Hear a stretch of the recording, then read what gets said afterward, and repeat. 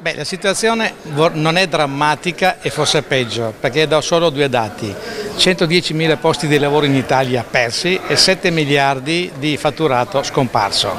E tutto perché? Perché non si vuole assolutamente valorizzare l'unico brand che funziona nel mondo, che è il Made in Italy. Cosa dovrebbe fare il governo? Ma io parlo di governo e anche di regione in questo caso, che dovrebbe imporre a tutti i livelli, quindi anche in Europa, che chi utilizza il marchio Made in Italy sia coerente con quello che scrive. Non chiediamo altro, la coerenza, perché è l'unica cosa che può pagare. Dunque più controlli?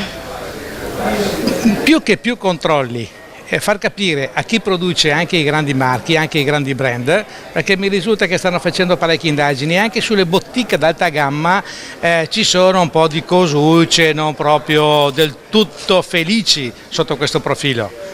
Ma dove stiamo andando? Cioè, vogliamo rovinare l'Italia, che non ha il petrolio ma ha l'arte e ha la capacità alimentiva, ma soprattutto il Made in Italy? Presidente, 3 sono i punti fondamentali per uscire da questa crisi che colpisce tutti i settori.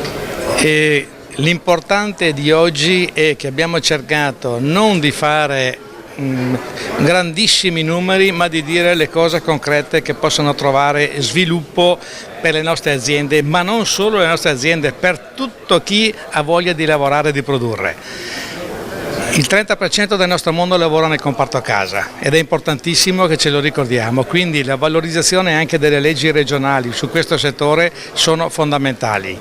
Il secondo è l'abusivismo che c'è in Italia, ma non solo, anche l'illusione sul fatto del Made in Italy, perché c'è più di qualcuno che è convinto di vendere Made in Italy, nella realtà invece fa produrre in Cina, in India, in Pakistan, in Indonesia, non parliamo del Bangladesh perché abbiamo già visto cosa succede, e poi vendono ai prezzi che vogliono loro del Made in Italy.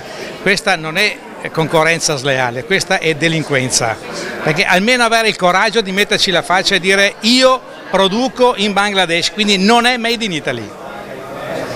La terza invece è il turismo.